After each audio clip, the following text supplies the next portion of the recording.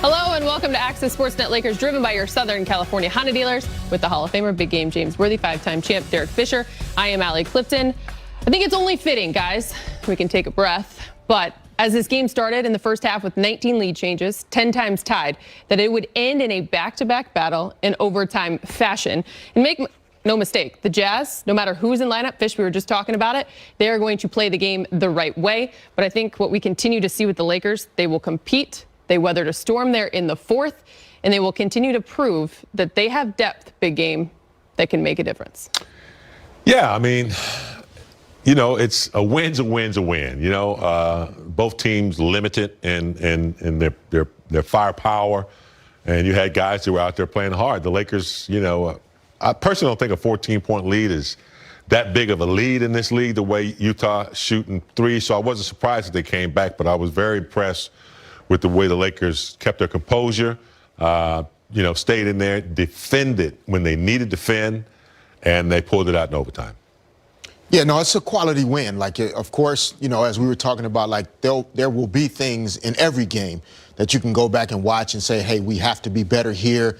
The three-point basket that Clarkson hit late in regulation, you know, the communication, the film, those things, but the resilience by this group. You know, when it's, again, easy to show up and say we don't have our guys, there's no pressure to have to win. They continue to show that night in and night out they are going to compete. They're going to stick with the habits and the fundamentals, principles that they work on daily and hold each other accountable to those things. And, yeah, another good win for this team without their main guys. Big Game, I'm glad you mentioned it, a 14-point lead. I think what we learned in the NBA is that no lead is large enough in this league, but especially with Utah, who shoots the three ball 23 today, 15 times this season. They've hit at least 20 in a game. They're at a historic clip on that side of the floor behind the arc. We'll talk about that in just a moment. Let's go back to Staples Center. Dennis Schroeder is with Mike Trudell. All right, Dennis Schroeder, look, you had to do a lot of work at the end of the fourth quarter just to get to that overtime. What were you seeing from Utah's defense as you got to the cup multiple times? You know, just try to be aggressive, you know, off pick and roll. You know, LeBron does that normally, and I just try to, you know, until he comes back, try to be aggressive, try to get to that cup, and if they're committing, you know, try to find the weak side for open threes and open dunks, and I think it worked out well tonight. Yeah, then you get to the overtime, Dennis, and you guys were getting stop after stop. Finally, I'm sure it was frustrating at some points of the game as Utah kept hitting threes. Where did you guys lock in on that side of the court? I mean, you know, first to get to that point, you know, it was up 15. That can't happen, you know, that they're tying up the game and going up 2 late in the fourth. But I think, you know, in overtime especially, you know, we got stops. You know, we attacked down the lane, played with pace, shared the ball, and that was the key for the game. And finally, it looked like you're starting to establish some chemistry there with DeAndre Drummond. You had the lob, of course, in overtime. What are you starting to learn about his game, Dennis, and where do you think that can take you guys moving forward? I mean, he's a big key as well, man. Defensively, if he locks in, you know, he can be an X factor for us as well. Offensively, you know, he's putting so much pressure on the rim. When AD and LeBron comes back, you know, it's going to be really scary, you know, because he's putting so much pressure on the rim. So we got to take that as an advantage. All right, Dennis, we appreciate it. Thanks. Let's talk a little Dennis and Andre Drummond first. Dennis, Fish, I want to start with you just from that point guard position. 25 points, 11 of 24, just 1 3, but 8 assists, 6 rebounds. Dennis came in 2 days ago questionable, even questionable again today with a possible foot infection or dealing with that. But he said he doesn't want to miss games. He's tough as nails. He continues to provide that stability and be that floor general that this team needs. Yeah, and he, you know, new situation for him this season, adjusting a lot throughout the course of this season. Early in the year, okay, I'm a starting point guard, but I play with LeBron James and Anthony Davis. How aggressive can I be and or should I be when I play with those guys? Last 15 ball games, you know, without LeBron and AD, and continuing to find that balance of when do I go get mine, when do I set up my guys. And today he was ultra aggressive.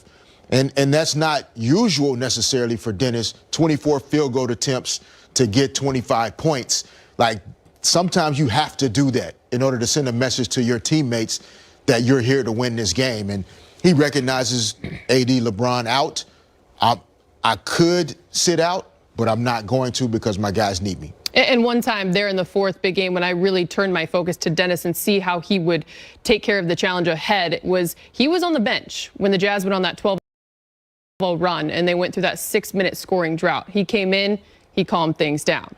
He knew what guys to go to when necessary, and as you mentioned, balanced to take his own shots. Yeah, I'm not saying he's exactly like Rondo, but he gives you that feeling when he has the ball in his hand, and he's learning how to do that. I don't think he always knew how to read defenses, understand how to utilize the shot clock, know how when a guy's opponent is in foul trouble, try to go to that guy and get him in foul trouble. He's a really smart guy.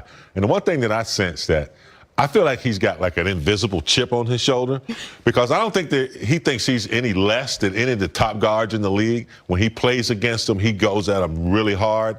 And he's just a great addition to this club. And without LeBron and AD, he's been the pulse. He's been the guy that, can get his own bucket, shoot the three, shoot the 14-footer, the 10-footer, make the assists.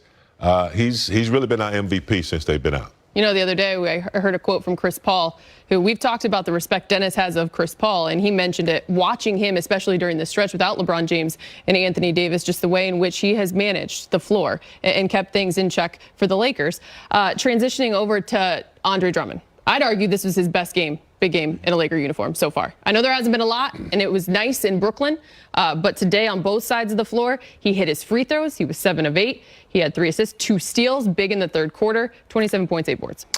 Yeah, I mean, we knew when we signed him what he could bring to the table. I think it just took a few games, a little film sessions, a little conversations with, guys on the floor and off the floor, and I think the coaching staff has kind of found some sweet spots for him. I didn't really think it was way out, pick and roll and rolling. New York exposed that defensively. Of course, New York's a good defensive team. But I think, he's found his sweet spots. His team know where to look for him. He likes to flash into that middle. And, his defense and put the ball on the floor reminds me of Shaquille O'Neal going full court. And he's a monster in the paint. He just throws his body around, and before you know it, he's got the ball in his hands, putting it back up. So, yeah, he's getting used to his teammates. His teammates are getting used to him. He understands the flow. It's getting better. Yeah, and before coming to the Lakers, he hadn't played a basketball game since February the 12th. Mm-hmm. And he comes to the team, 6 weeks essentially later, toe injury, out again. So I think he's also, from physical conditioning, his body adjusting to being back in an NBA games every other night, the travel, everything that comes with it. And, look out if he continues to get comfortable finding his ways to be effective on this team and can be this efficient. It just continues to get scarier. LeBron talked about the thunderstorm coming. As they get healthy, this team is going to be really, really challenging to play against. One thing that has been a bit surprising but refreshing for me is, when the Lakers went to add a piece there in the buyout market, a lot of the talk was about understanding what they had already in place. And when you add a piece, you want to make sure that they're able to seamlessly make that transition into what's already going on. And I've been a bit surprised in a good way with DeAndre Drummond and his attitude, his want and desire to lead when he can. And make his mark, but do it at his pace as it fits within the style of play that's already been established. Yeah, and I think with this team being the defending NBA champions, when you have LeBron and AD as the best example of this is how we do things here. Mm-hmm. The seamless way that all of these guys work together, the culture, the camaraderie, the chemistry that we've observed with this group over the last couple years. If you're a new guy coming in, you're not disrupting that. Yeah, you better only want to add. Yes, and so I think it does. It says a lot about Andre, but I think a lot of the credit also goes to what has been established over the last few